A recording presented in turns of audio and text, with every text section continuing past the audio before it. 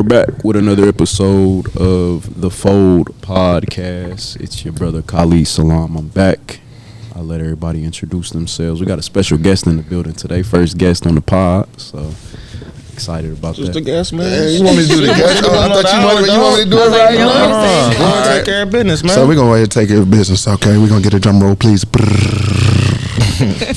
Starting point guard for the Ohio State University. Standing about 5'7", weighing in at about 100 and... You better be quiet. Yeah. I'm going to say $125. From the Ohio State University today, we have the lovely Maleeka Kennard. She's from Toledo, Ohio. She went to Start High School. She had 8 offers coming out of high school. She was all district. She was player of the year in 2011. She played at O State, Xavier, and she played overseas. She has 2 degrees, a bachelor. I was all state too. Oh, my bad. Come on, man. All state. You ain't tell me that in the car. That's your fault. So, yeah, you left out your information. I asked you your information, and you left it out. My bad. She got 2 degrees. She got a bachelor's and a master's. Okay. She's a mom of 2. She's an author of a children's book. And she just got inducted into the Toledo School of Hall of Fame. Okay, clock that. Yeah, clock that. Yeah. So we got Maleeka Kennard. Thanks for having me, y'all. I'm excited. Yep. And then you can't forget about CG. Hey, we here. And then, last but not least. Yo, what's up? It's your man, Party Arter, man, back in full effect, man. Happy Thanksgiving to everybody. I hope everybody had a great Thanksgiving. Kurt, man, I know he was throwing down in the kitchen. He had this on social. So I got the tenderized pot roast in the crock pot. Got the cream corn right here. Got the sweet potatoes with the pecans on top. Pecan. Not a pecan, a pecan. Yeah, and I also saw your post, man, talk about, being around the family, everybody laughing and giggling, man. So how was the whole night for you last night, man? Man, it was awesome, man. It was like... We originally set up for 20, and it was kind of cool because at first, like, I was just trying to figure out like how I wanted the Thanksgiving to go, just because everything in life has just been so up and down. So we just trying to find a common ground. And Leek was like, "Hey, I'm coming down for Thanksgiving," and I was like, "Oh, that's dope." You know what I mean? Because our kids love each other. You couldn't tell that they think they brothers and sisters, man. Yeah. Even though they come from 2 different sets of parents, but it's like when we get together, man, it's just one big family. So that was awesome, man. We did the Thanksgiving grocery shopping. Man, that was a pain in the ass with the kids, bro. I thought I was trying to create memories. I'm like, just some memories you just can't create. So we got the turkey, man. Almost set the house on fire yesterday. Woke everybody up in the house. Yeah, fire alarms going off. But hey, man, I enjoyed it. The food turned out great. I mean, that's the first Thanksgiving I honestly can say that I've seen everybody's plate. Gone. They can see themselves on the plate so clean. Man, I'm telling We you. didn't even want to eat dessert afterwards. everybody was so full. It was You gotta have good, something sweet afterwards. Nothing. I'm gonna say somebody ate 3 pieces of goddamn sweet potato pie, but I ain't gonna say no name. But other than that, man, the food was really good, man. Other than setting the house on, almost setting the house on fire, we straight. Wow. Yeah, we hosted at the house yesterday, man. My family over there, my dad, my wife's mom, brother. I'm all pulled up, man. That was our first Thanksgiving hosting, so we had a good time. Everybody was full, watching football, just kicking back, man. So I just enjoyed the peace. There was no drama, no issues, which normally kind of comes with the holiday season, but I'm glad everything was love and peaceful, man. So how about you, Khalid? What you do yesterday, man? Man, I don't really celebrate holidays like that. I said what you do. Hold on. What you do yesterday. Hold on. Let me get on your head. Hold on. What you do yesterday? Hey, you struck a nerve. I'm gonna let him talk. Don't ever put on there about no sweet potato pie. Hey, man, don't ever disrespect no sweet potato pie. He put something else online talking about disrespect. Somehow I was waiting. I made a list of things that nobody should be eating. Ham being one of them. Obviously. Yeah, ham and sweet potato pie, man. Sweet potato pie is cool if there's no pumpkin pie present. That's the only time it's acceptable. Hey, man, you like pumpkin pie? Pumpkin pie over sweet potato pie all day long. I'm not even gonna go back and forth with y'all on that. That's another episode. I'm just letting you know, bro. You just lost your black card in front of everybody. Hey, I never heard that one. Pumpkin pie. 90-day suspension. You know what I'm saying? 90-day suspension. It's several other things you shouldn't be. You know what I'm saying? But we'll that's just leave another it there. topic. But anyway, bro, I just chilled with the family yesterday, man. it was just another day for me. You ain't cook, bro? I know you be cooking for the fam, bro. Like, bro, every time we on the phone, bro, you always cooking for the fam. And you be it sounds like you be cooking some good stuff. I ain't had your food yet, but I'm definitely ready to pull up. Yeah, bro, I do my thing for real, bro. You know what I'm saying? But nah, I only made Biscoff banana pudding. That's all I did. That's all I contributed, you know. My grandma, she like to do what she like to do, you know. She don't want anybody in the kitchen. You feel me? So that's a blessing. I made the banana pudding, and I, you know, kicked my feet up, bro. That's about it, you know. What you do? Yeah, I made some banana pudding too.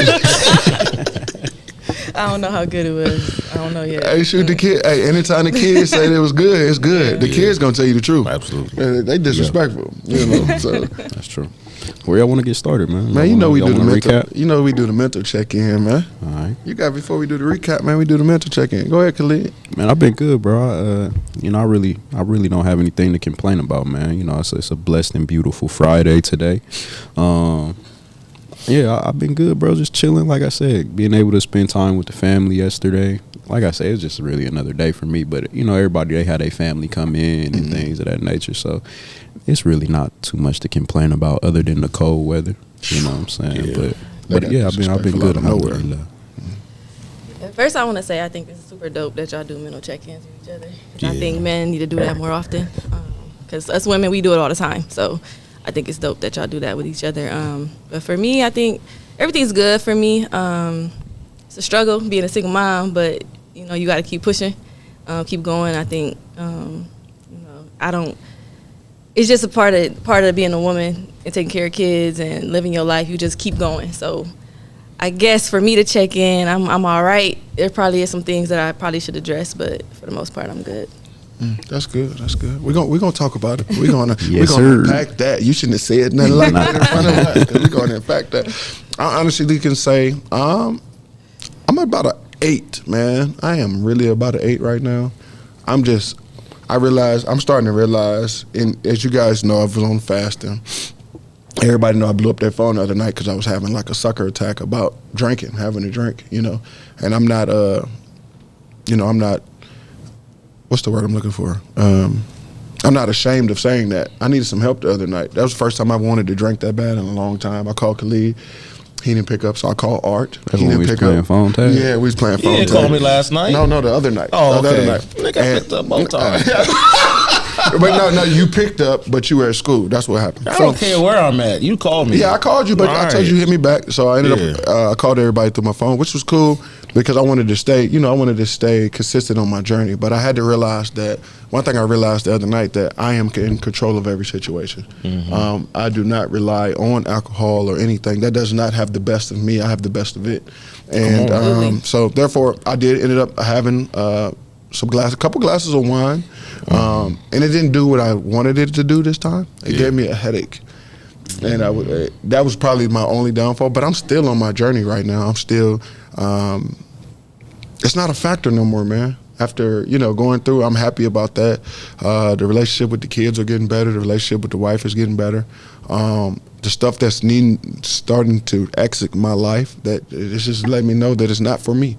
And the stuff that is coming into my life, I pray every day for alignment and information so I can stay in information and then stay in alignment, man. I pray for that. And a lot of stuff is starting to change and a lot of opportunities are starting to open up for me that I was afraid to take interest in. And I'm starting not to be as bitter about situations. I know I've been sending them messages in the group message about Pastor Mike talking about the bitter series. I don't know if y'all had a chance to check it out, but that's really starting to help me heal. You're never going to be fully healed, but just healing the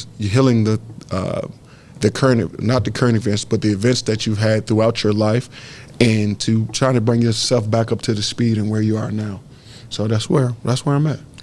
Hey, man, if he wasn't going to bring that up, I was definitely going to give you some flowers, man. So it definitely takes a lot to call somebody when you're struggling through something, especially when it comes to alcohol. So that post that we did from the last episode has definitely got a lot of run because of your transparency and knowing that other people are going through the same thing.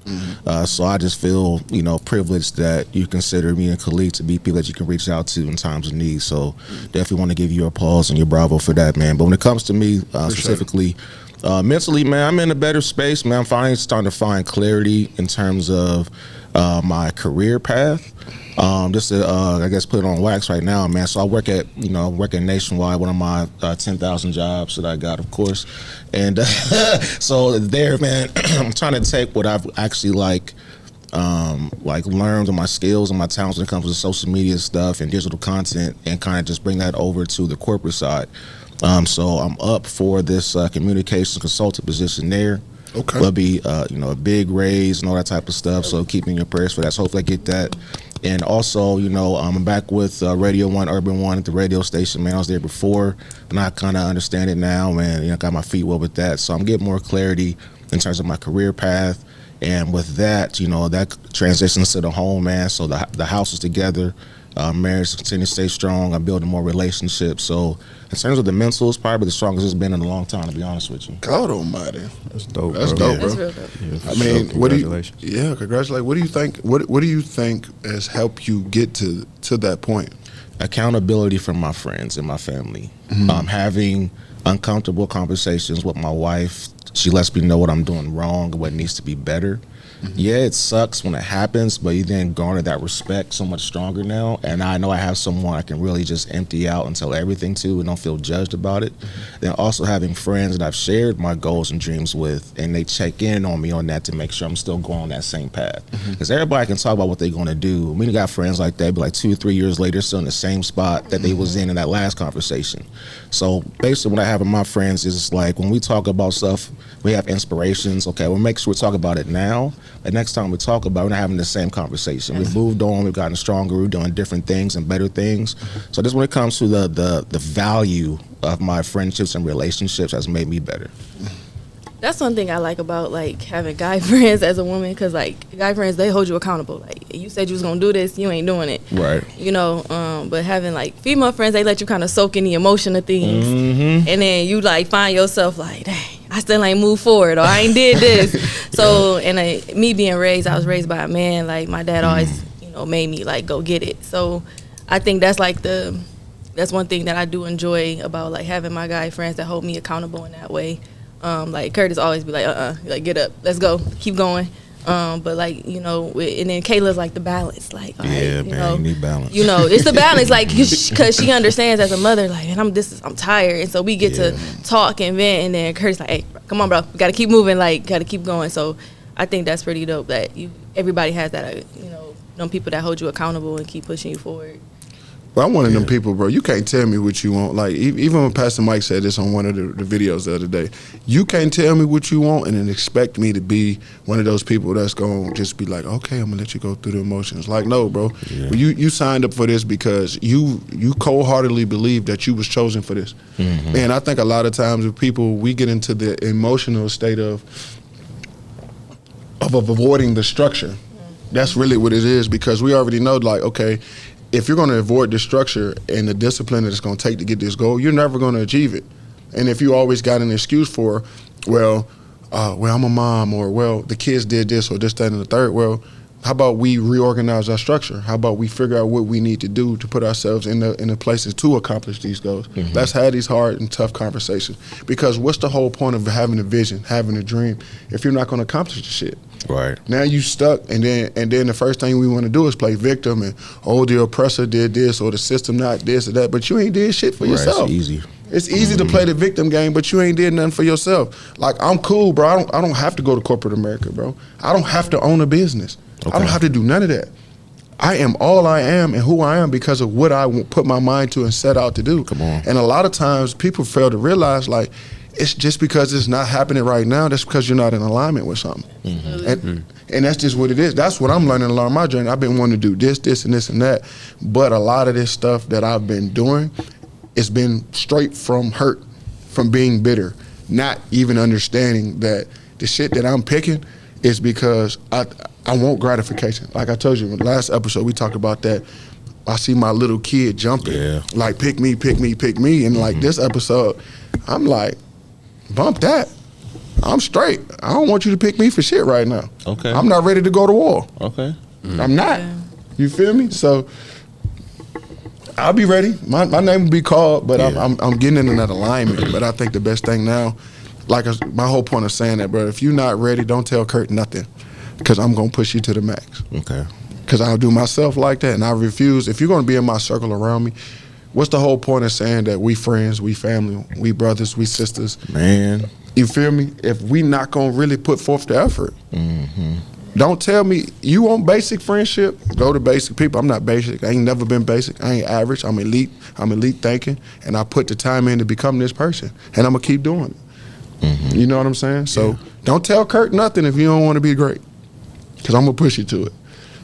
That's good. I think that comes with being athletes too. Like, you know, like, 'cause you can't settle. You can't settle for just being mediocre. So you always want to push to the next level. But you just want to make sure when you go on to the next level, you go into the direction that, you know, your higher calling and your higher being is asking you to go to. Because you'll end up opening doors that you ain't supposed to be opening, and then find yourself in spaces where you don't know how to get out of. So that's like when you talk about being in alignment, you know, that resonates with me, because there's times where you pray for things and then you get them, and then you like, whoa, like was I ready for this, or did I even understand what came with this you know, door being open in this way? So. Yeah, being in alignment is super important, especially being in tune with your spirituality in that space and trying to figure out where you're going. I think a lot of times too, what people don't realize too, those doors that we ask to be open, it shows us what we really don't want. The shit that comes naturally, if you ever thought about it, like you ever been somewhere and just got a random phone call, and you was like, damn, I thought about this years ago. But now it's just happening, and then that transition is just like hella smooth. You know what I mean? Like, it's just like, damn, I walked through here, I thought it was gonna be way more complex than this. Oh, yeah. You know what I'm saying? But the stuff that you keep trying to put together, like, I gotta do this, I gotta do this, I gotta do this, that door gotta open, or I'm not gonna be. Then when you get it, you like, that's what I was praying for. Like, that's what I was begging for. Like, it wasn't all what it was cracked up to be. And I'm learning that now. Like, oh, I gotta go get this money, I gotta go do that. Bro, all you had to do was sit still for another 5-6 days. Yep, and that's what I was talking about on the last episode in terms of just time. Like, the older I get, man, I realize how priceless time is, and how I realize that if you wasted my time, like, in terms of the friendship, whatever we have, it's going to be limited, man, because that time I cannot get back. So when it comes to the money, like, I've been times in my life, I've been broke as hell, living in, you know, my store, living in cars, looking in that account, see that negative in the red. Like, I've been all that, but I'm still okay though. I've never missed a meal. When I need to get somewhere, transportation, I get there, I still got some type of roof over my head. So I don't know, like, when it comes to money, like, I'm going to be okay. So I haven't burned bridges with people, so I know I can reach out to somebody and they will assist me in my time of need. So that's my thing there. But I did want to approach with a question first. Especially since we have two athletes here. I want to talk about sacrifice and greatness and how you cannot have one without the other. So when it comes to just comparing the sports world and then, of course, you know, the world where we live right now, just talk to us about being an athlete and the things you had to sacrifice in order to be great. And I'm going to start with Kurt. We'll work our way down, or y'all can tag team this thing. Oh, sure, we can run it. Me and Leek was just talking about that. Matter of fact, we was literally in the kitchen. Just talking about it. Okay. I think, dang. When it comes to the athletics, bro, you don't really, to be a top athlete, you don't have time for bullshit. Like, your structure, your organization, and your execution has to be phenomenal. Like, when they talk about people like LeBron, Kobe, you talk about your Tom Brady's, Michael Phelps, like, these people have over millions of reps, not thousands, like millions of reps.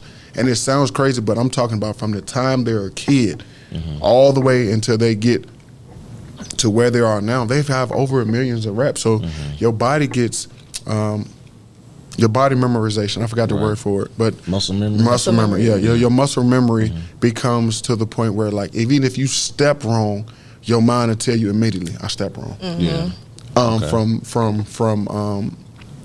From doing these body movements and just training your brain, what you put in your body, what you eat, the fuel, how you go recover. See, a lot of times us as athletes too, and people forget, we forget to recover. We run wide open and we don't recover. We don't recover mentally, spiritually, or physically, and we ended up running ourselves into the ground. And then when it's time to perform, they're like, "Well, why such and such not playing tonight?" Or why bro, my body's broken down. I haven't done all that. But you can't become great, in my opinion, without the sacrificing of your time utilization. And what I mean by that is having everything structured to a T. And I think a lot of times us as athletes, and she probably can attest to this, when we start adding in other relationships, hanging out with certain people, relationships when you're starting to do business now because you got more money, or you're the all-star athlete and this person wants to hang out with you. All that is now taking your attention from the main prize, which was, I want to be this, but I'm not going to be this anymore because of the distraction from this that I thought was going to benefit me here where I'm at, because I can see where I'm going, but I don't know the obstacles I'm going to occur along the process of the journey. I don't know when I get down here. I don't know if I'm going to the left or to the right, because sometimes you have to detour to get back to the road, but you can't see that if you're not having the sacrifice of figuring out what's really important.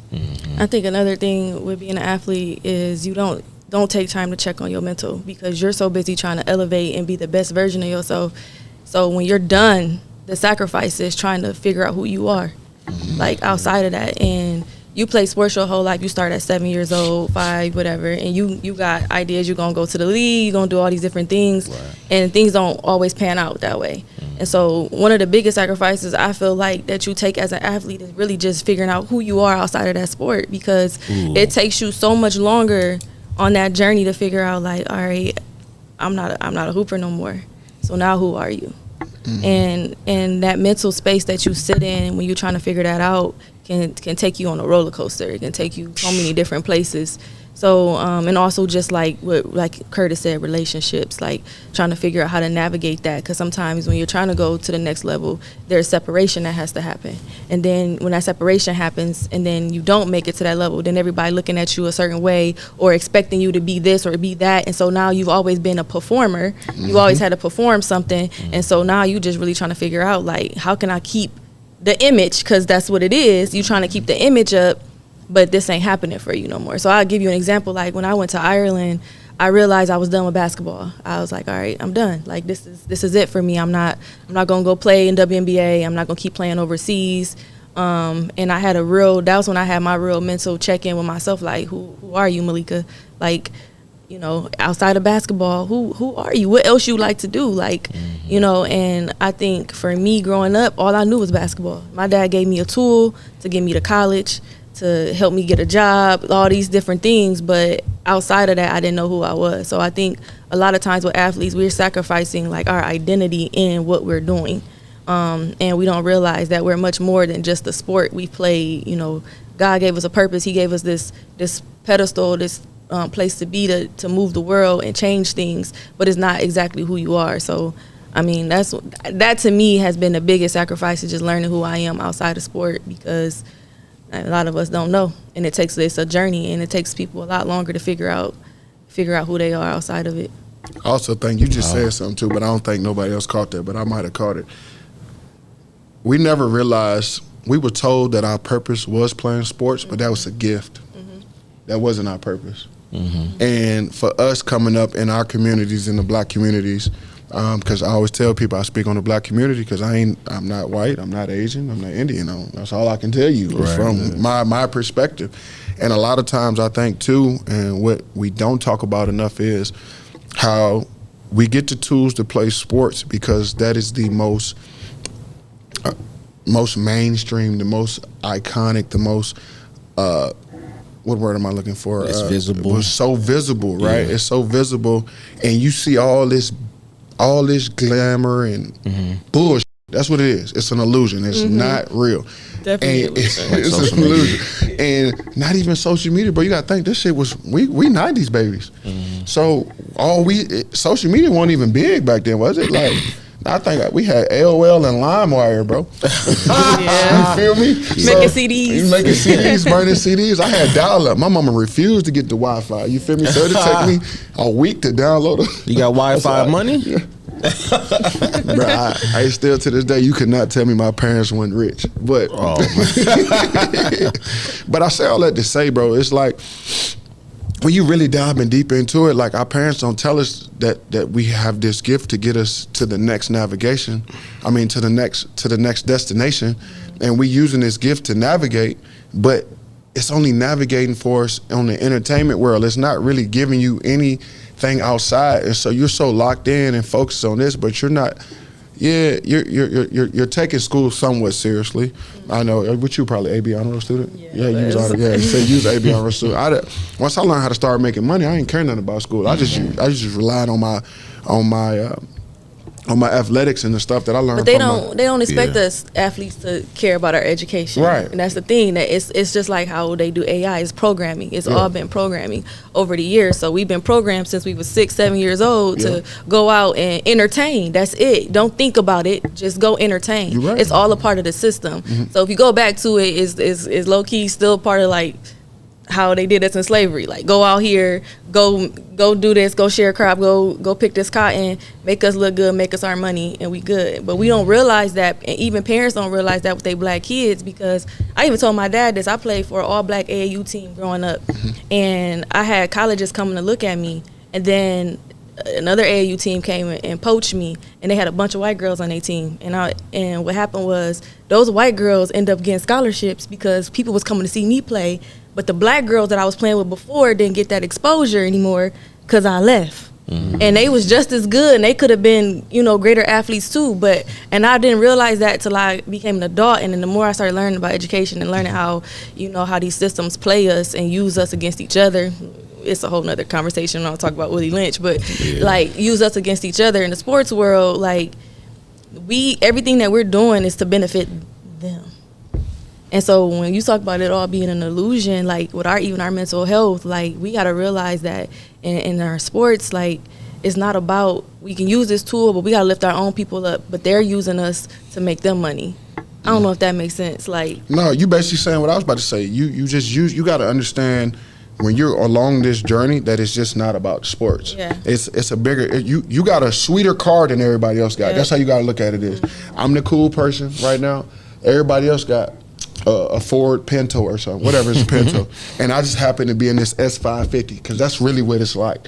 You get it. Just I want y'all to think about, if we're starting here, I'm starting with the S550, but these people over here are starting with a low value car. Let's just say a Toyota Corolla, right?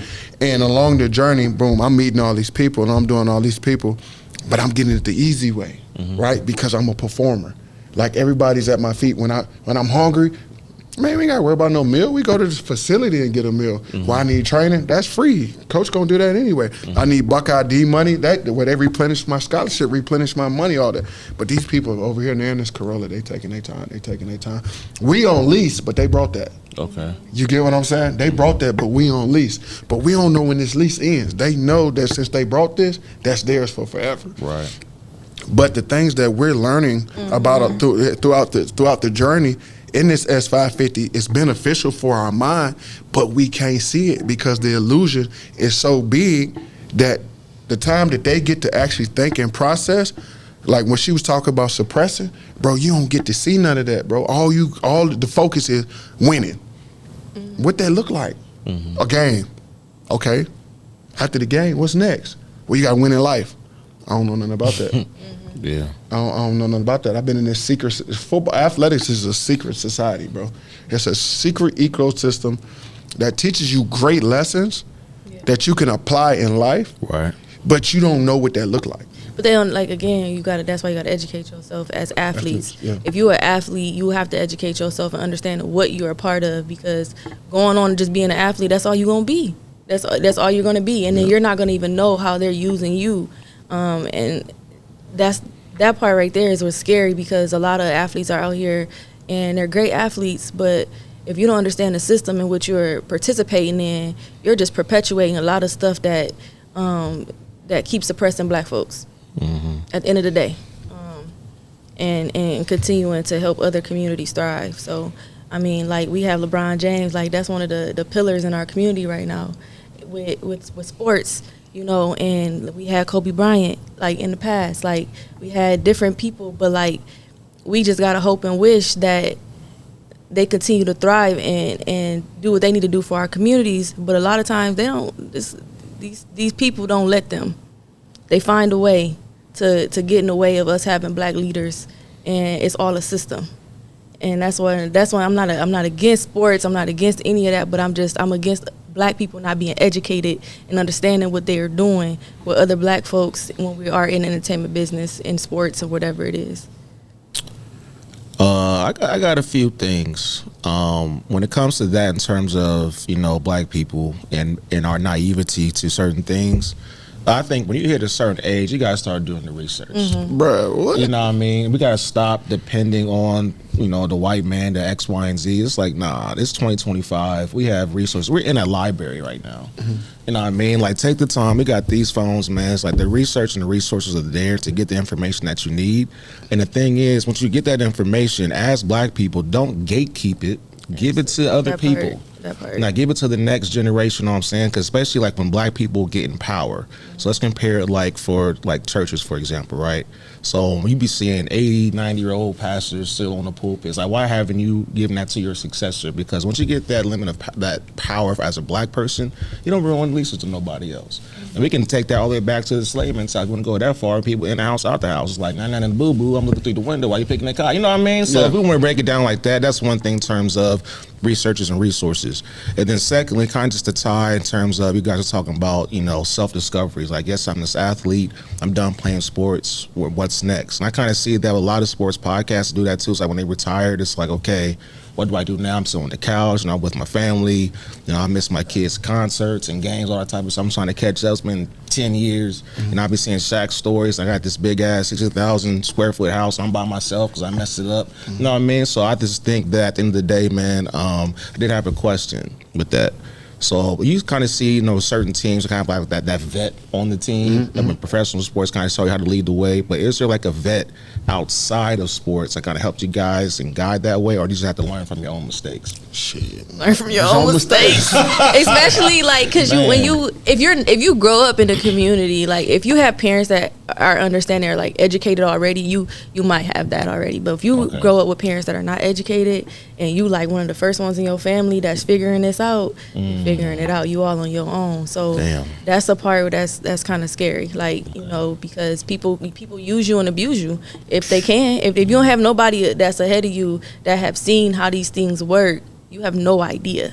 And then you learn and you looking back and you like, whoa, that's what that was. And it low-key is hurtful because you don't realize how people have played on you and played on your emotions and played on your talents to gain, or not even to care about your well-being as a person. It's all a business. And you growing up as a kid, you're thinking like, this is my life, like they're here to help me. Man, at the end of the day, once you're done, like you're out of there. So that's just like that's just the biggest part. And I think a lot of times people that come from families that are not educated, they go through those spaces, and then that's where you see athletes go through things trying to figure out who they are now, because their parents have never seen what they've seen. They've never been through what they've been through. They've experienced all these different things, and then now that part of their life is over, and it's like, what's next? And how do you come out of living in that space?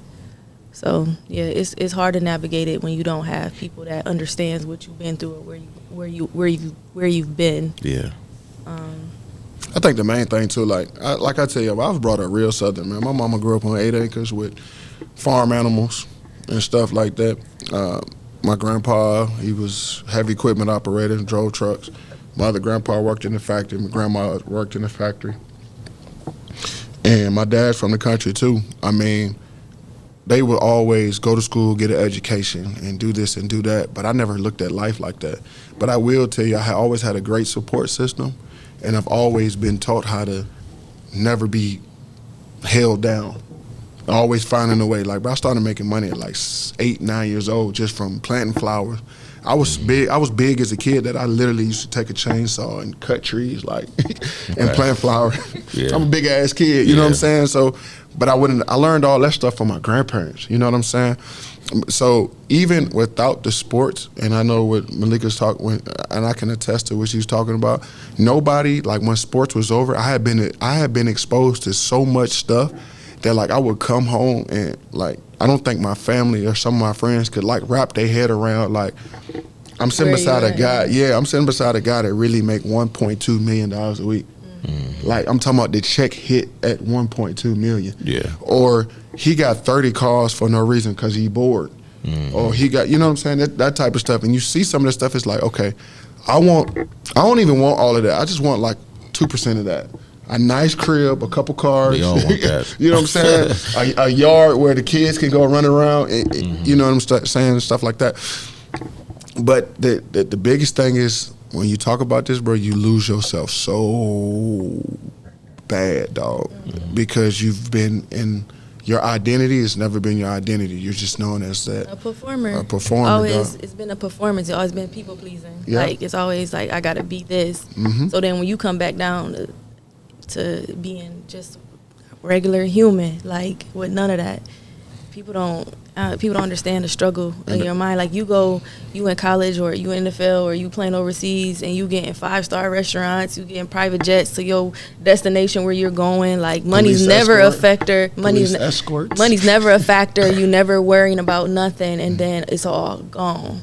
And then it's like, 'cause I just remember like I was telling Kurt, like I came from Ireland to sleeping on my dad's couch.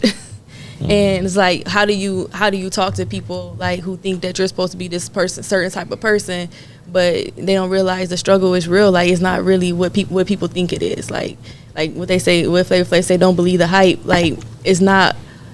Being an athlete and coming out of it is not always what everybody think it is. Everybody think it's smooth sailing. You're gonna be good. Life ain't gonna be hard. You should have it figured out.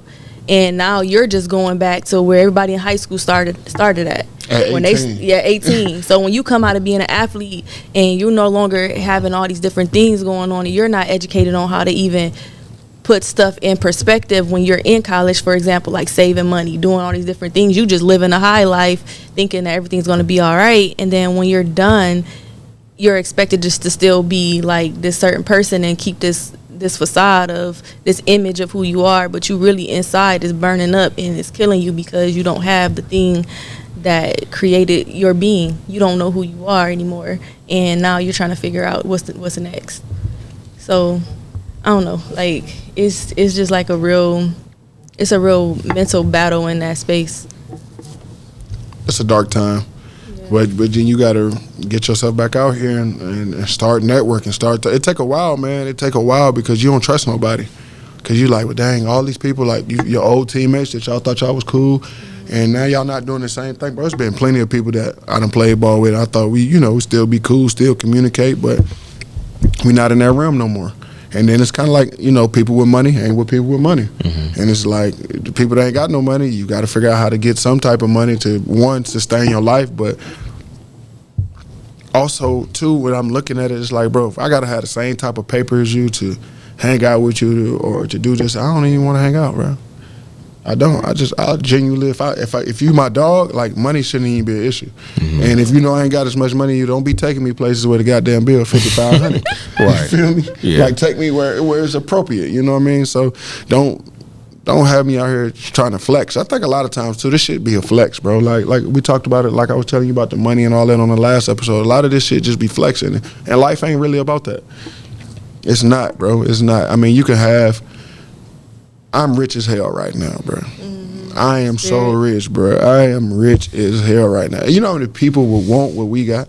Like just going home with the kids, chilling, telling people the kids love you. They don't hate you. They look at you as just superheroes, moms or dads, or if you don't, like your significant other.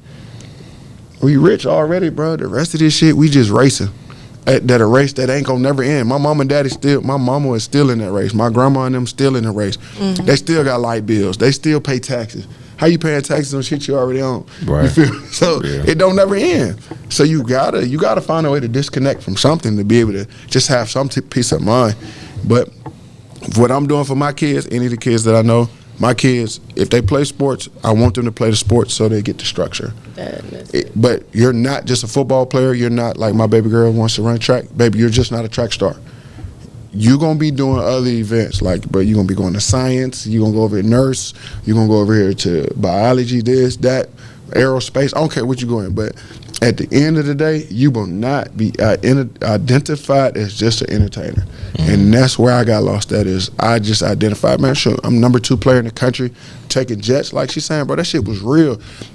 Somebody will call you've never seen in your life, hey, this is such and such, but when you hear the name of the organization, you like, yeah, what's up? Hey, we fly you out Saturday at such and such.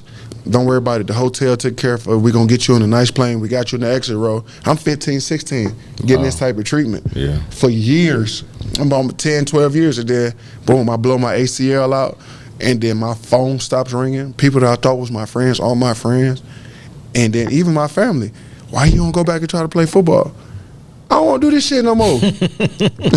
Yeah. I'm cool. Like, can y'all support me on the next? Like, right. I want to drive a semi truck. Why you want to do that?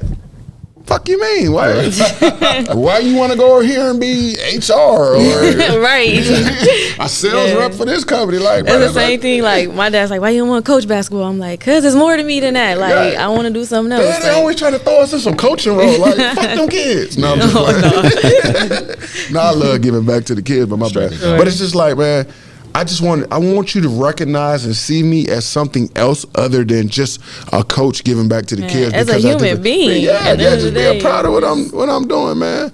Yeah. Like I said, don't take what I said, like not FTK the kids for real. This is something I say to be joking around. I don't want people to get out there. I say that's about my own goddamn kids. I said it this morning before I left because they was hungry. Man, I ain't feel like cooking. What's up, Khalid, man? Talk to us, dog. He been quiet. He always doing that, man. I'm just soaking it all in. I was about to say, when there's game to soak up, bro, you got 2 ears in one mouth for a reason. You know what I'm saying? But man, y'all said a lot, bro.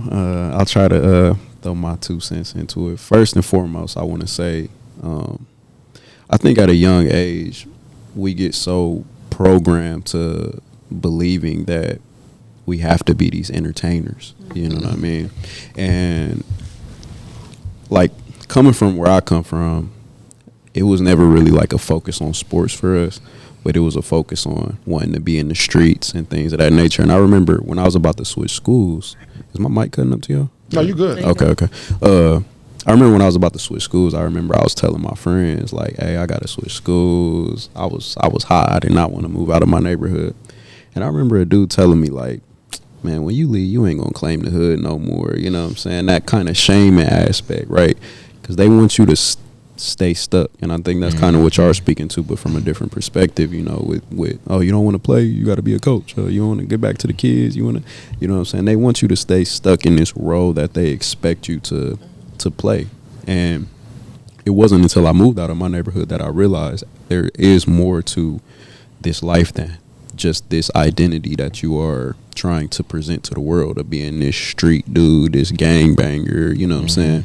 And at that time, it created a little bit of a depression in me, you know what I'm saying? Because you're trying to figure out who you are. You're trying to figure out, what do I like to do? What do I desire? What do I want out of life?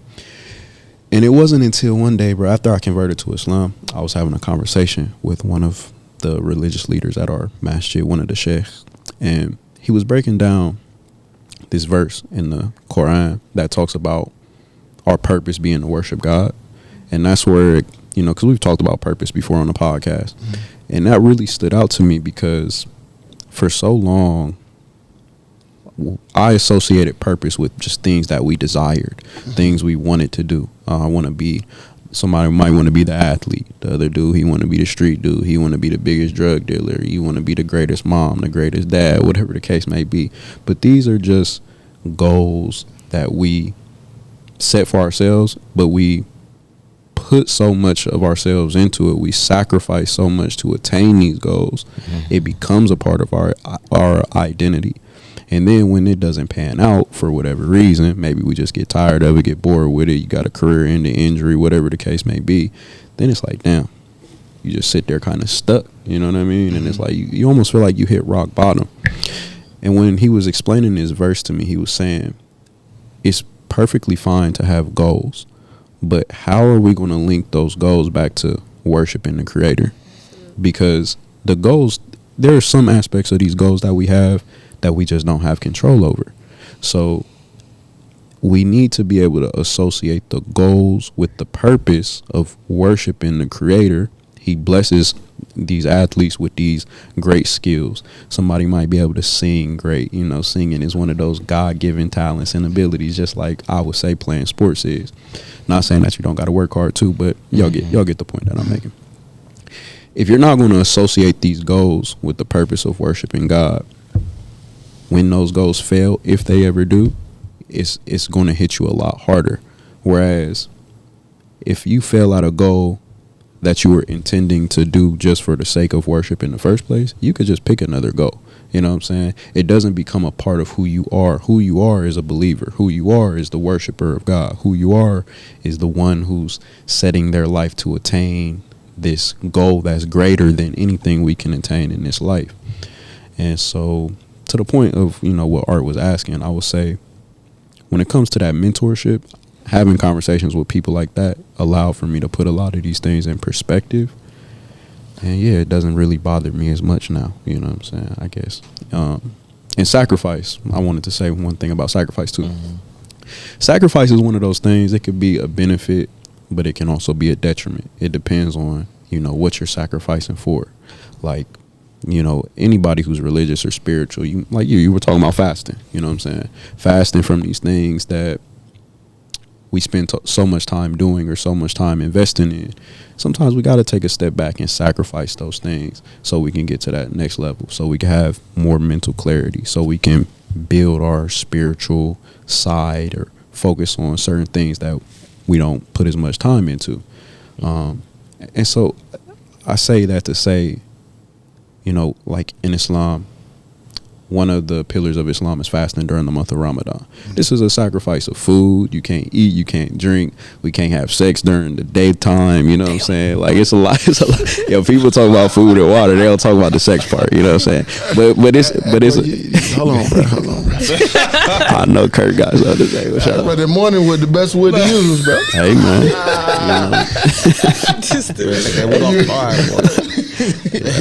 Yeah, I threw that in there because I know people, you know. You can't have sex during the daytime. Yeah, you can't have sex during the daytime. Can't eat, can't drink. And you wear that throbe all day, can't? Oh, you know, hey, man. Man, you make sure you wear cotton drawers, bro. Yeah. Slow down the sensation. Yeah. Put two throws on you, be good to go. Man. You know what I'm saying? But I just say that to highlight, you know, one of the spiritual aspects of sacrifice. We're sacrificing these things in order to get closer to God, to build our relationships, to have more mental clarity, and it's a necessary action that we must do from time to time, you know what I'm saying, to get to that next level. And if you just apply that principle to anything, just think about what your purpose is, think about how your goals fall in line with that, and then you'll be able to kind of make sense of the sacrifices that you have to make, because it's not always going to be pretty on the other side. Sometimes we got to sacrifice time with our family. Sometimes we have to sacrifice time with our friends. Sometimes we have to sacrifice the time that we would have to ourselves in order to attain that goal. Yeah. That's about it. I think what you're saying, that sacrifice too, spirituality. I was talking about when I was in Ireland, when I realized I was done with basketball, was because I made a sacrifice of knowing that I'm one of God's chosen, and if I would have kept playing sports, I would have lost myself. I would have lost who I was, and I call him Yah, but I would have lost myself in that, and the entertainment and trying to be everything everybody else wanted me to be. So that's when I realized I was done. So you're right, like, you know, sometimes it can be for a greater purpose too, because, you know, if I would have kept playing, I would have been a completely different person right now. And when you say a completely different person, like, paint a picture to us, like, into the public world, to the world. We about to be nationwide with this. You feel me? We're being everywhere with it. Like, what is that? Like, what do you mean by that? Because there's certain things that you got to be willing to give up spiritually. I'm gonna just say that there's certain things you got to be willing to give up spiritually to attain certain things. And I realized that, and there were certain things that I didn't want to give up. I didn't want to lose myself, my spirit, and what I believed in, to be something else. And you always in that world, there's something you got to compromise with. There's gonna be something you're gonna sell something out of yourself to continue to be what the world wants you to be. And that's one thing I learned as I was going through my spiritual journey. I mean, people can call it what they want, but, you know, that enemy, whatever that spirit is, that lower frequency spirit, it comes at you. And when you realize it's coming at you, you gotta be ready to fight it off. And so when I say that, like when I was in Ireland, I saw a lot of dark things there. It was a different time there. So and I realized there was things knocking at my door, and it was giving me promises of some things that I knew was gonna have me compromising, who y'all called me to be. So I had to let that go. It was done. It was time for basketball to be done because it was a tool that got me to where I needed to go, and now I need to do it with what y'all's asking me to do. So that's deep. It's more I could say, but it's just like you got to be careful how you say certain things because you don't want people to think you crazy or nothing. But like, and that's the thing, it's a spiritual you like. Never call nobody crazy. You can't. Look, this now unless they tweaking, like the people that's in front of the store off them drugs, then they crazy. Yeah. But you can't help with. Well, I know you ain't. Well, I just say this: people that have gone to different levels have came into contact with whatever that is. They had to. You've had to have some type of spiritual awakening in these spaces. Everybody has. It's something that guides you to be who you are spiritually. So, it just depends on which way you go with it. And that's just, for me, it was time to let go of ball and lean on what y'all have for me outside of that. I think you said something that made me realize something just now. Go ahead. Go ahead. No, because what she said was real deep, bro. And I just wanted to follow what was saying, bro. Man, the tricks and the traps of the enemy, they are real, bro. You know what I'm saying? And the higher you go, like I was having a conversation with a dude the other day. He's an atheist, and he was saying how from Facebook. Yeah, of course. You know what I'm saying? how is it? He was basically saying, how is it that God blesses certain people with all of these riches and things, and then there's people that are poor, homeless, walking the street? And I was saying, like, why do you think that just because people have money that means that's a blessing? Mm-hmm. Do you not think that these people are being tested with their money? You know what I'm saying? Do you not think as you grow and get to that higher level that the tricks and the traps of the enemy aren't just as real just because you've got a nice car and a nice crib to live in? These people are being tested too. They're being invited to, let's just say, going to the dark side. You know what I'm saying? And it's real. And if those sacrifices, just like she said, it's important to know when it's time to exit out of a situation, even if it's beneficial to you. I'm sure it's putting some money in your pocket. You got the status and the love and the attention, and everybody want to be your friend and hold your hand. But then sometimes you got to turn your back on those things in order to align with that purpose. Like I said, worshiping the one true God. That's what we're here for. 100. And another thing too, Pastor Mike, my guy right now. That's crazy y'all say that. Pastor Mike was like, he won 9 awards at one show, at the award ceremony, and they had venues booked for him. Like, they want him to go on tour. He had just dropped some more music, and they kept talking. He just kept talking about all this stuff that he was going, but he told them he ain't doing that. Mm-hmm. He said why. He's like, because if I would have did that, that would have fed my ego. He's like, well, if the money don't come, it just don't come. I'll figure out another way. But what y'all saying, what y'all just said, made me tie everything. It just all goes into idolatry. Yeah. So and then you get in the way of purpose and praising Him while we here. So and then people know that, and that's a whole nother conversation of. You looking at me? Yeah. My turn? Yeah, go ahead. My thing is this, man. Everything you guys have brought up in this particular conversation is all summed up to one of the things God gave us in the beginning. That's free will. So when it comes to people being rich or being poor or being this and that, you have to realize that these people had choices. And when those choices came across, people make them so quick, they don't think about the consequence of that choice. You know what I mean? So it's like we've all had scenarios where one bad decision set us back a decade, set us back 5 years, set us back 20 minutes. But we knew that we had to make that decision at that time, and when you think about the consequence of that action. And another thing, when it comes to the consequence of that action, it doesn't just impact you, it impacts your circle of influence and your family members and your friends as well when it comes to your life choices, right? So at the end of the day, man, like, free will is a real big thing, but what makes it better is that, circling back, we're talking about how our parents are uneducated, talk about that part and how we can prepare for certain things. But if we actually have OGs or people that we respect actually give us game on that and prepare us for when that situation does come, now I know what I can do, but I still have that free will to still go the other way if I choose to do so. But at least I know I'm not ignorant when that time comes. I don't know that situation and what to do. So that's what I kind of do with the mentorship thing Khalid brought up. Is I would try to just expand and talk about all my life experiences in my 20s and 30s to these teenagers, because I know you're going to go through this situation. Absolutely. It's going to go this way. You need to go left. Yep. But when you know what I mean? But when you get there, it's like, okay, I know he told me to go left. That's the thing. As long as we have that yellow caution light before we make that decision, instead of just going green and going 100 miles per hour all the time, at least you know I need to make this right decision right. But I did want to propose another question to you. I'm the question guy today, right? So we talked about how, you know, our parents and our loved ones, or those that we respect, were uneducated in certain fields, especially when it comes to life in general. Now that you two have gone through, you know, the whole sports career, and he went through the highest of highs and lows of lows, say that we do have a younger audience and they're about to go through that same scenario, what are some bits of advice you would give that young lady and that young man in regards to going through the sports career, everybody putting the pressure on you, and then all of a sudden, you know, the career is over and then you know what happens next? Go ahead. Go ahead. You can go ahead. Let the lady go first, man. Go ahead. Yeah, she can go. Because I talk to a lot of kids now about this particular thing, and one thing I always tell them is that when you're going through it, when you're playing a sport, know who you are in the process of it. Don't let the sport help identify who you are. You identify who you're going to be while you're playing this sport. That's good. And stand 10 toes down on who you're going to be, who you want to be. Know yourself, love yourself. That's one thing our kids don't get enough. And I would say from some of our black communities, we're not showing our kids love the way they need to know. A lot of our kids don't know how to love themselves.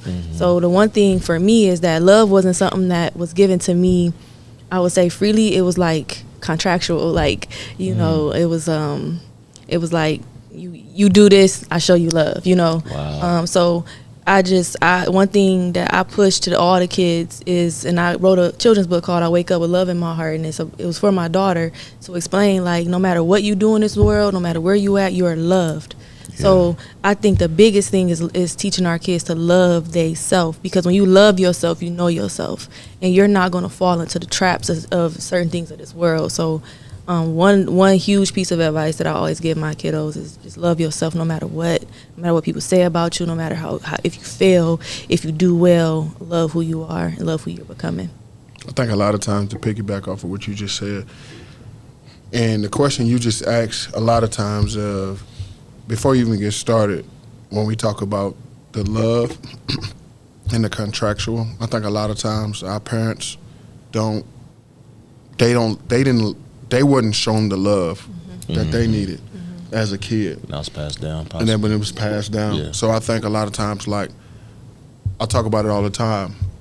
I love my mom to death, but the way she was raised and how I raised my kids is totally different. Like, my mom is not an affectionate person. You know, she's a mom, but she was raised like a boy. She has a title of a mom. Yeah, she has a title. Okay, but she doesn't really know how to be in tune with her emotions.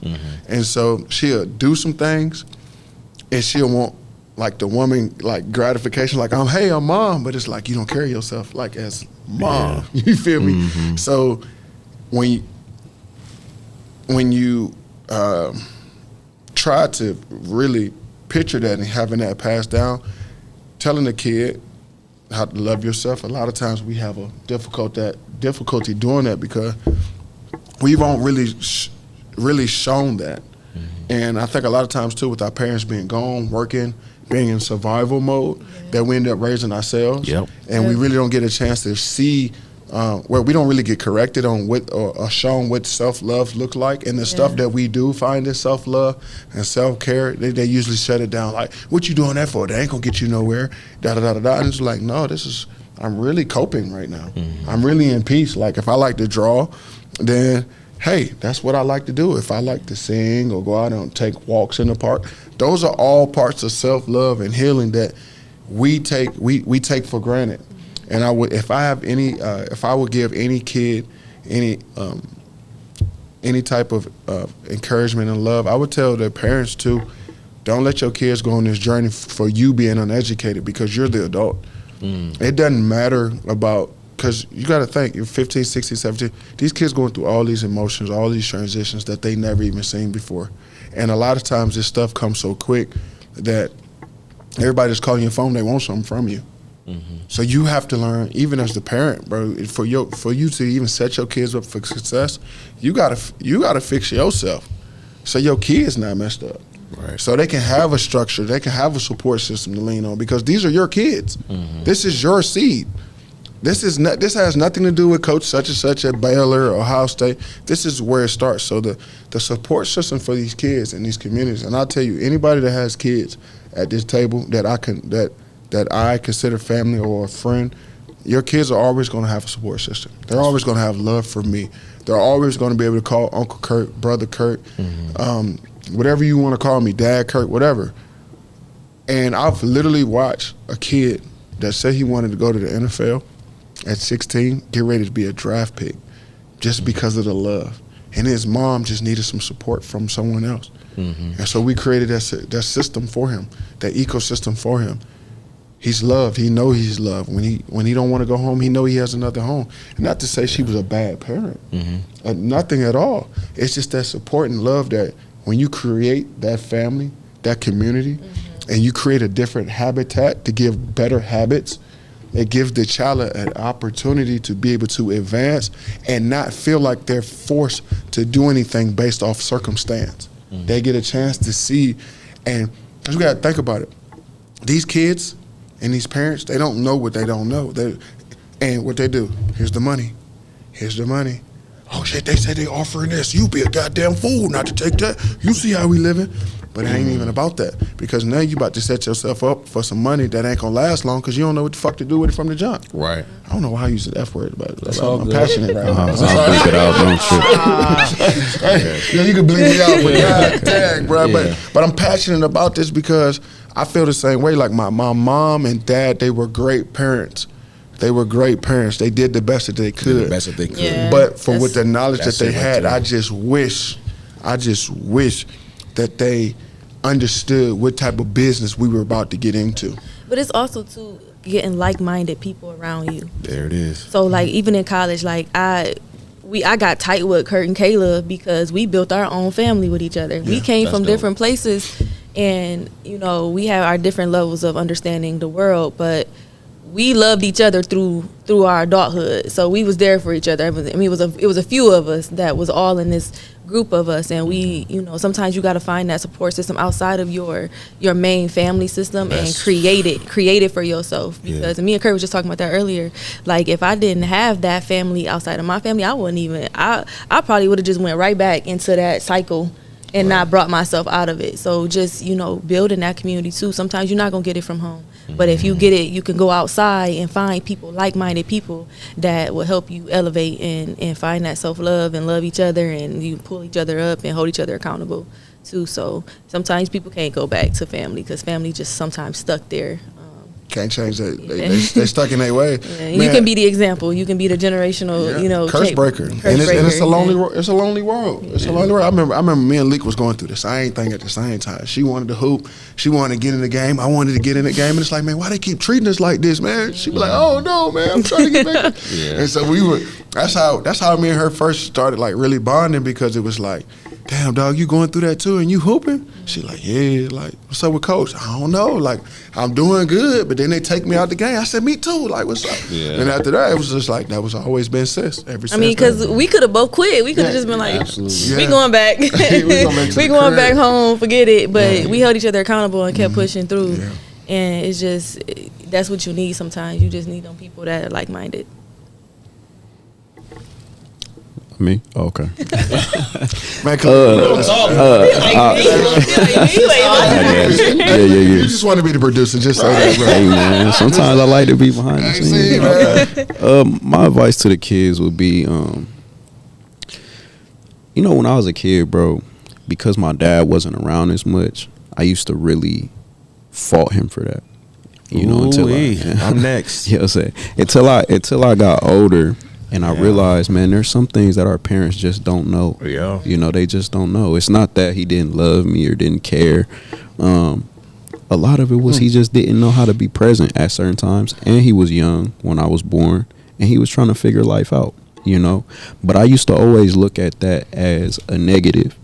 And so my advice to the kids or adults listening would be to just reflect on the things that you go through in your life, especially as it pertains to your parents.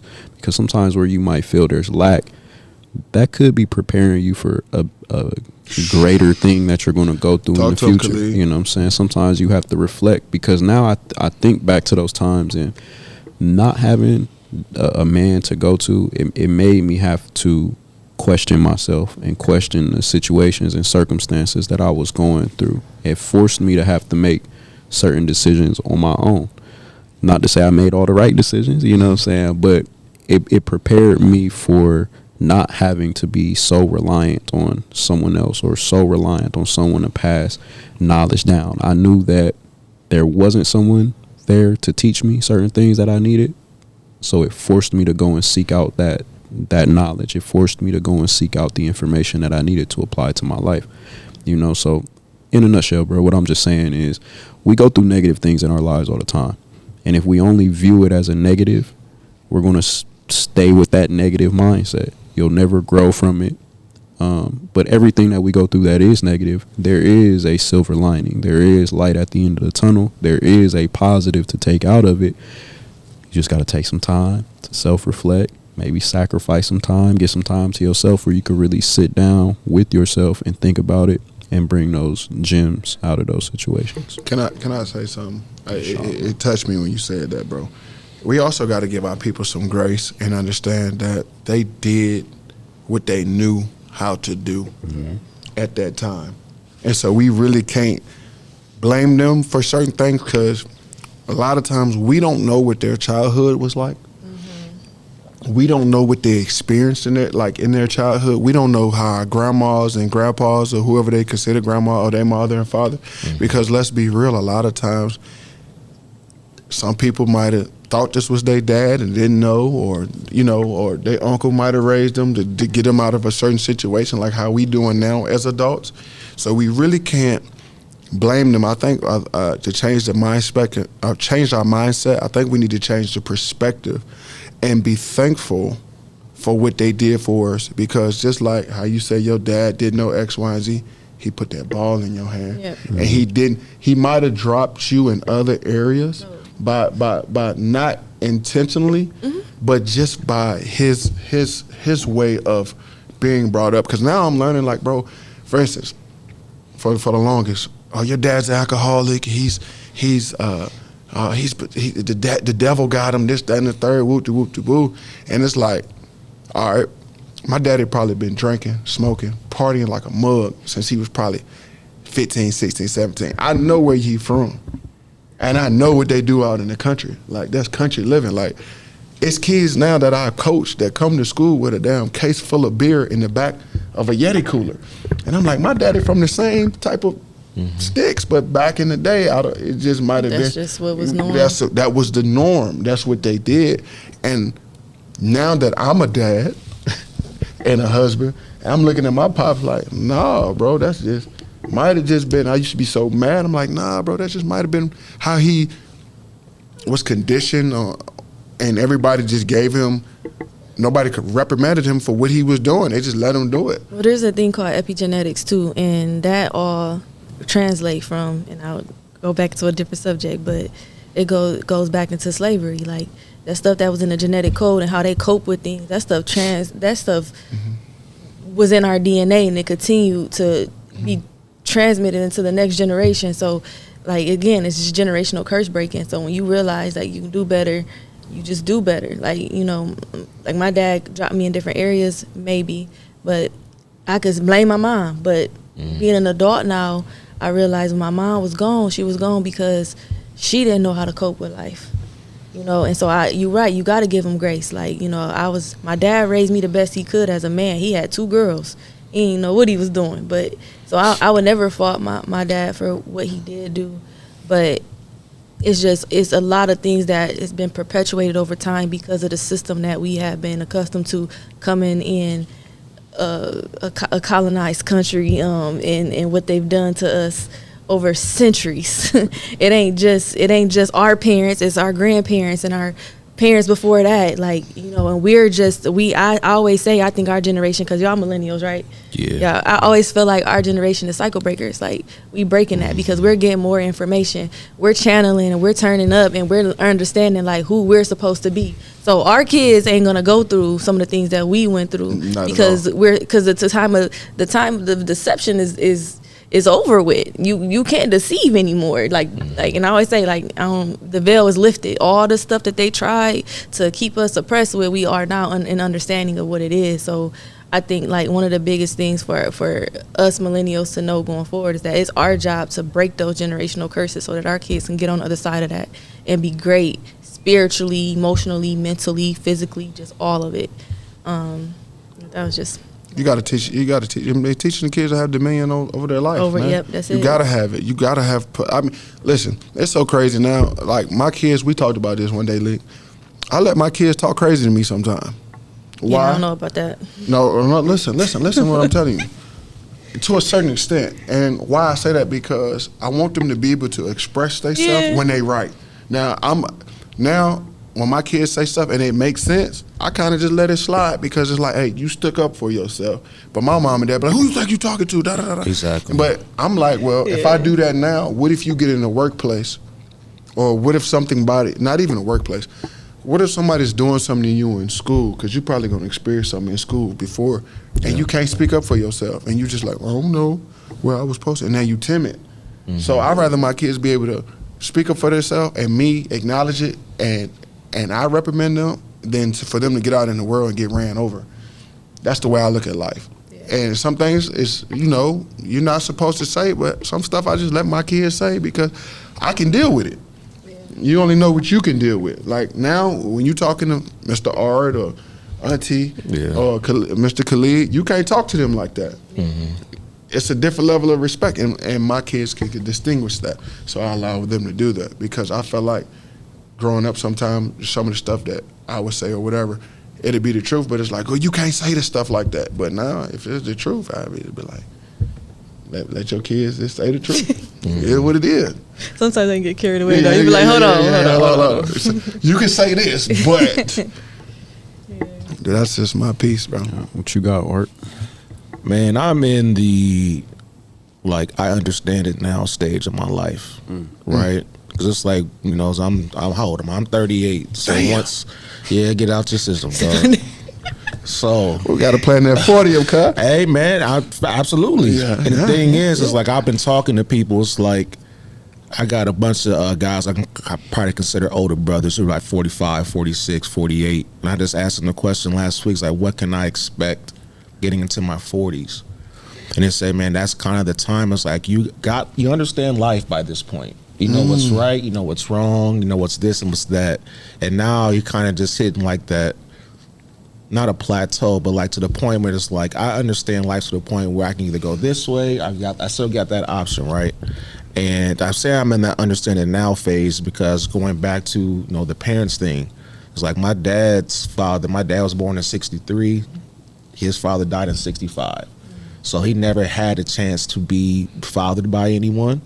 And he was, 10 years after the previous sibling, so it was kind of just him.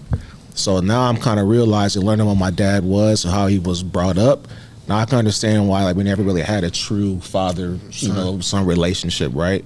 All I knew was he went to work every day, 6 days a week, 10 hours a day. He moved us out the hood, out the trenches, to this white-ass neighborhood. But with hindsight, as a kid, I don't know what's going on. You know what I mean? All I know is, like, I was in a class full of black people, and I'm the only black person in this class. You know what I mean? So I'm going to give him grace for that. That's all that he knew. And then also, coming back to my mom, for example, like, she is one of 11 kids. And my grandpa was a disciplinarian. He whooping ass, DTA. I'm from oldest to youngest. Everybody going to get it, right? So, and that's how it was with me. When I got in trouble with my mom, she was cracking the whip, like, all the time, right? But, absolutely, man. But I'll never forget this day. There was a Mother's Day service. My mom is an elder, so she preaches. And she took the opportunity to, like, apologize to me in front of everybody in terms of how abusive she was. So realizing that she took accountability for that, later in life, my respect for her just grew even more because she knew that generationally, we've always been disciplinarians. If you spill a dot of Kool-Aid on the table, your ass is mine. Like type shit, you know what I mean? But then she realized, okay, that was wrong, blah, blah. And I do agree when it comes to our generation, we're definitely the ones that breaks these generational curses, for sure, when it comes to parenting, and when it comes to mentorship, when it comes to career, when it comes to just expressing love in the right way. But at the end of the day, y'all, like I said before, I'm just in a phase where I'm starting to understand everything to the point where I know I can give somebody game, say, hey, this works. Instead of learning from your mistakes, learn from my successes and pass that down to the next generation. For sure. Yeah. Anybody want to close us out? Hey, man, so you let us know that your book was called I Woke Up With Love in My Heart, correct? I Wake Up With Love I in My Wake Heart. Up With Love in My Heart. So where can these people find your book? It's on Amazon. So, Okay. or they can reach out to me on Instagram. My Instagram name is Maleeka's Musing. And I have books on hand, but yeah, you can get it on Amazon as well. Yes, we'll make You sure got to tap in 15 with that. accounts, man. Is that the right one? Yes, it's the right one. I got a personal one and then a business one. Leave me alone, okay? Hey, she'll create an Instagram. I'm not fooling with social media. All right, I try. You know, social media a whole nother. Yes. Hey, look, slur. then my dog. I see a friendship. I gotta call you like, is this you or you scamming? No, it's me. It's me again. You want to make off for 90 days? Yeah, man. I'll make sure you tap in so we can invest into what you like in your literature, man. So what you got, Khalid? Close us out with something, dog. We'll make our way this way. Hey, man. I think the last few y'all dropped a lot of game on this one for sure. You know what I'm saying? Thanks for coming on the show, by the way. Yeah, You know thanks what I'm for saying? having me We on. definitely gonna have to have you back whenever we get a chance. Yeah, man, I would just say just self-reflection, bro. You know what I'm saying? At a certain point in time, we got to stop blaming what occurred before us Yes, sir. for the things we're doing Yes, today. sir. Like That's y'all the say, biggest crutch. you know, breaking them generational curses, man. It's just, man, everybody has a choice. You know what I'm saying? Art touched on free will. We all have a choice, you know? And if you don't do it, you just going to leave it for your kids to do it. You know what I'm saying? So that's what I got, man. Follow me on IG at your brother Khalid. Make sure y'all sub to the pod. And, yeah. Come on Thank down y'all this for way. having me on. Yeah. I appreciate it. I'm still a work in progress, but I would love to come back, and I just love what y'all doing here. So keep it up. I think young men need to continue to listen to the way y'all love on each other and dropping gems back to the community. So thank you. You the first lady on the show. So, on our show, on this show. Yeah, you're the first lady. So, yeah. Like how they doing drink champ. I mean, we still got a lot. We ain't even touched the surface. Maleeka's an incredible person. This was just this was just the beginning. Thank you for coming. We got a lot more stuff that we need to get into. And I want to just tell people, man, do what makes you happy. That's my thing this week. Do what makes you happy. I'm about to go cook again. Yes, sir. Yes, God. I think I'm going to go ahead and cook again. If you're available, I will be cooking tomorrow for the Ohio State-Michigan game. I'm on the way. Oh, I'm on D-Way. make sure you send a payment, too. Dollar sign. So, yeah, to go places CG. going for, Yeah. 2 for the 25 tomorrow, I'll put the content out, boy. It's in there but a word. No, 10%. No, no, it's all good. But nah, man, just do what you love, man. And when we talk about self-love, do what makes you happy. And if you're trying to figure out who you are, try to get around some of the people that you have common, like, similarities to, and just talk. And then find a person that you can talk to. I think that's the main thing. I found a community of people that I can talk to, and I feel like now I'm not alone. And I realized that, hey, when we breaking these generational curses, we're going to be on a lonely road. But long as if you can come back to your ecosystem that you've created and talk to these people about the things that you're going through, I think it helps a lot, and it prepares you back for battle again when you have to go back out there. So that's my little one too. All right, just going to leave y'all with this, man. Just want to reiterate what I said earlier. With sacrifice and greatness, you cannot have one without the other. No matter what you want to be great in, no matter what field of career in your life, you have to be able to sacrifice to be great. And then last but not least, if you need help, ask for it.